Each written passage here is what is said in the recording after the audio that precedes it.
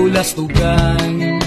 Hindi malilimutan ang asaran na merong pikunan, lalo na rin ang unang niligawan, unang kabiguan.